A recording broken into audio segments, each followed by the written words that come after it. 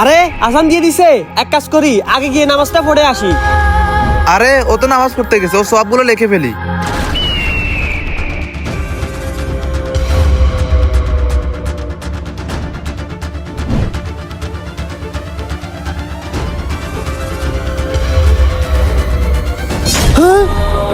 আরে এইটা রাস্তার মধ্যে পড়ে আছে, এক কাজ করি, আমি এইটা ফালাই দিই।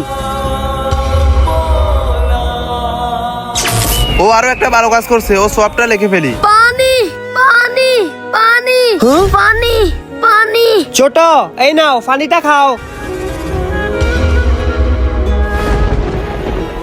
ও তো একটা অসহায় ছেলেকে পানি খাওয়াইছে, ওর সবটা লিখে ফেলি। ভাই আল্লাহর মসজিদের জন্য যে যা পারেন সাহায্য করেন। ভাই আল্লাহর মসজিদের জন্য যে যা পারেন। এই দাঁড়াও, তোমরা কিসের টাকা তুলতেছো? ভাই আমরা আল্লাহর মসজিদের জন্য টাকা তুলতেছি। যা পারেন সাহায্য করেন। কিসের টাকা? এসব বারোটাবাজি বন্ধ করো, যাও এখান থেকে। তুমি ওর সকল সওয়াব কেটে দাও, কিন্তু কেন? কারণ সে আল্লাহর কাজে বাধা দিয়েছে। আল্লাহর কাজে যে বাধা দেয় আল্লাহ তাকে পছন্দ করেন না। তার সকল নেকি এখন গুনাহে পরিণত হবে। আল্লাহ মহান, আল্লাহকে ভালোবাসলে কমেন্টে আল্লাহর নামটি লিখুন।